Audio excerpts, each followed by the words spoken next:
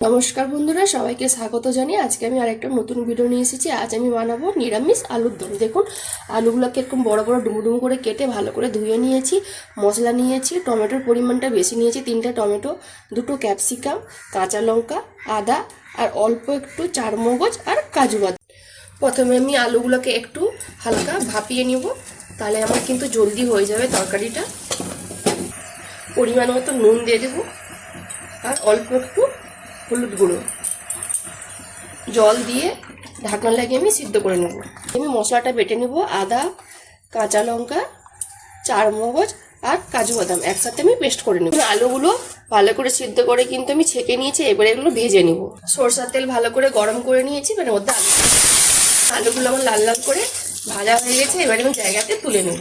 কড়ার মধ্যে আরেকটু আমি সরষের তেল দিয়ে দিয়েছি। ফোড়নে দিব শুকনো লঙ্কা, গোটা জিরে, গোটা গরম মশলা, এলাচ, লবঙ্গ, দারুচিনি আর জায়ফল।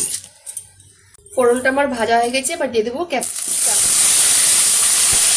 ক্যাপসিকামগুলো আমার লাল লাল করে ভাজা হয়ে গেছে। এর মধ্যে আমি কেটে রাখা টমেটোগুলো দিয়ে দেবো।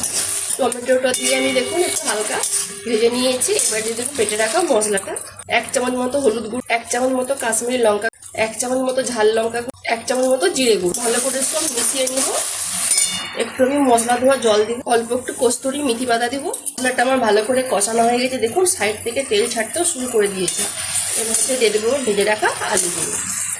ভালো করে মশলার সাথে মিশিয়ে নেবো। অল্প একটু আমি জল দিয়ে দেবো। পরিমাণ মতো আমি নুন দিয়ে দেবো, 1 চামচ মতো চিনি দিয়ে দেবো। মিষ্টি দিলে তরকারিটা একটু স্বাদ আসে। জল দিয়ে আমি 3-4 মিনিট ভালো করে ফুটিয়ে নিয়েছি। দেখুন কত সুন্দর কালার এসেছে আলুর দমটা।